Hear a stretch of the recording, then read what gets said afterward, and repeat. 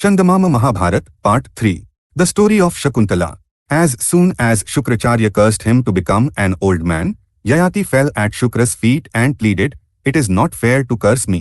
Sharmishtha begged for the boon of a son. "If I did not fulfill her wish, I would incur the sin of destroying a fetus. Therefore, I fulfilled her wish. However, I had no intention of doing injustice to Devyani. Please forgive me," he said. "My curse will never turn into a boon. However, if you desire to enjoy youth for some more time, I will give you the opportunity to give your old age to any young man and take his youth," said Shukra.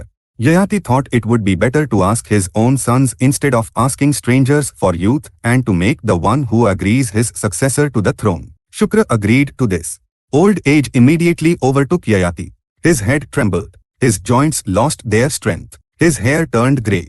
His entire face became wrinkled. He was afflicted with asthma. In that state, he called his eldest son, Yadu, told him about this curse, and said, "My dear son, will you take my old age for some time and give me your youth? After that, I will return your youth to you and take back my old age." Yadu did not agree to this arrangement in the least. Yayati became furious and declared Yadu and his descendants, the Yadvas, unfit for kingship. Not just Yadu, but the rest of Yayati's sons also did not agree to accept their father's old age. Only Puru, the youngest of Sharmishtha's sons, agreed to the arrangement made by his father. By the grace of Shukra, Yayati gave his old age to Puru and attained Puru's youth. Taking along an Apsara named Vishwachi, he wandered in beautiful places and enjoyed pleasures as he wished. After some time passed like this, he gave his youth back to Puru, became old himself, and crowned Puru as king. Puru had two wives named Paushti and Kausalya. Sons were born to both. Among the descendants of the sons born to Kausalya, in the lineage of Janmeja, Dushyanta was born as the 16th descendant. To Dushyanta and Shakuntala, the daughter of Vishwamitra, a very handsome son named Bharat was born. How Vishwamitra had a daughter was like this. Once upon a time, Vishwamitra performed extremely intense penance. Seeing that penance, Indra became frightened and called an Apsara named Menka and said, "Vishwamitra is performing terrible penance. I am afraid that if that penance is completed, it will pose a danger to the gods. Therefore, you go and use all your cleverness to disturb Vishwamitra's penance." Vishwamitra was no ordinary man. Born in a royal lineage, he became a Brahman through the power of his penance. He was extremely quick-tempered. He caused even someone as great as Vashishtha to suffer the sorrow of losing sons. When he performed a sacrificial ritual for Trishanku, who had become an outcast due to anger, Indra himself accepted the sacrificial offering out of fear of him. Vishwamitra sent Trishanku to heaven with his power, and when the gods pushed him down, he created a heaven in the atmosphere for the falling Trishanku and placed him there. Knowing all this, Menka set out to disturb Vishwamitra's penance and arrived at the hermitage where Vishwamitra was. Menka appeared before Vishwamitra, offered her respects, and began to wander in that hermitage. As he kept looking at Menka, who was wandering around while adjusting her sari that was being disarrayed by the wind, Vishwamitra's mind was disturbed by her beauty. Noticing the change in him, Menka realized her mission was being accomplished and yielded to him. As a result of their union, a beautiful daughter was born to Menka. Leaving that infant in the middle of a deserted forest on the banks of the Malini river, Menka returned to the celestial world on her own. In that region, Shakunta birds covered that infant protectively with their wings. At noon, sage Kamba came to bathe and saw that child safely under the shade of the wings of the Shakunta birds.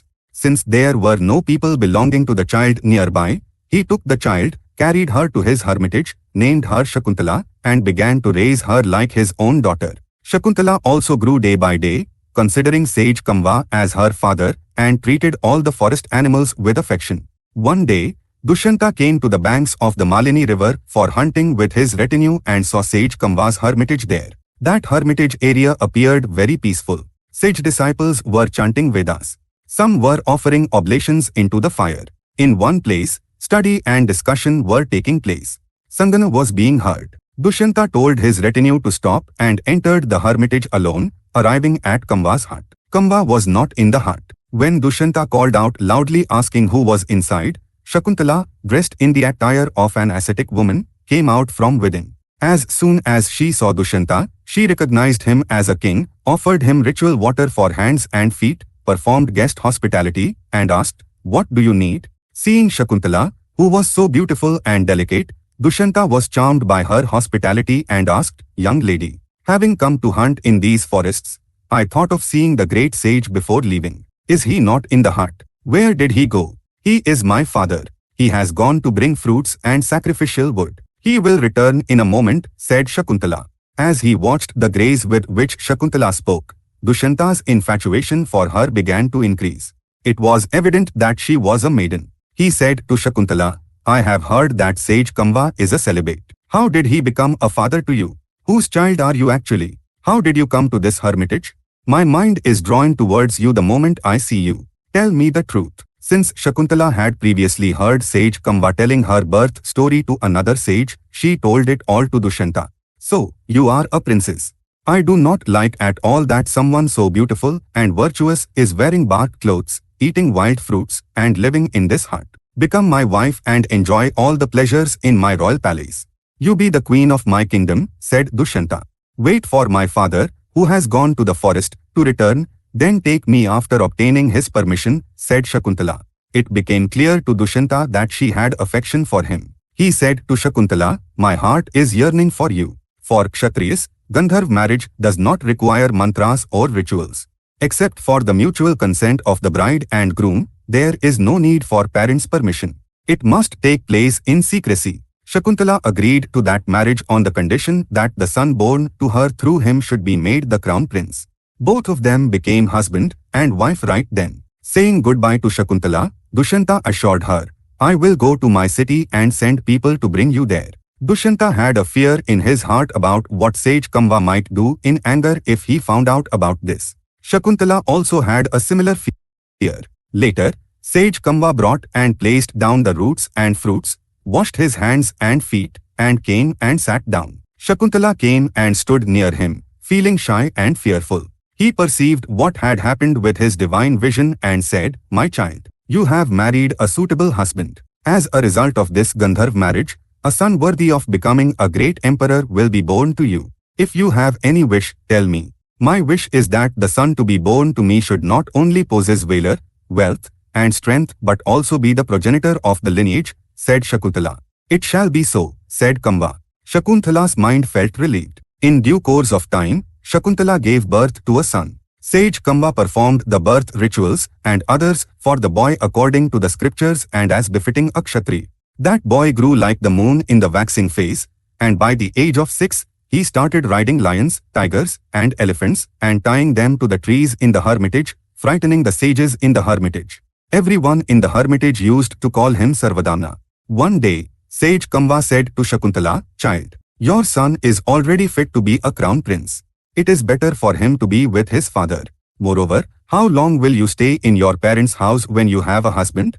I will send you to your husband." Some of Kamba's disciples took Shakuntala and her son along, went to Dushyanta's city, dropped her there, and returned to the hermitage. The gatekeeper allowed Shakuntala and her son to go to Dushyanta. But Dushyanta did not appear to recognize Shakuntala. Anxiety arose in Shakuntala's heart. She said to him, "O king, have you forgotten that you once came to Kamba's ashram while hunting?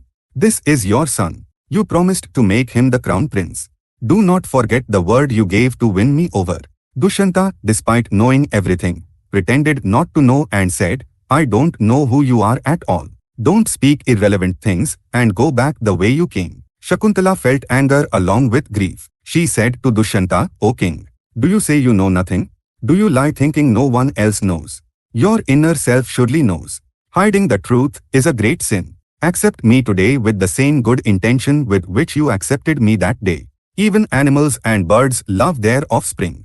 This is your son. Do not deny your own son." Even then, there was no change in Dushyanta's attitude. At that time, a voice from the sky said this, "O king, this boy is born to you through Shakuntala. Care for this son with love. He will be known as Bharat." Dushyanta's fear was dispelled. Since it was revealed to the world that Shakuntala was indeed his wife and her son was his own, he accepted them openly.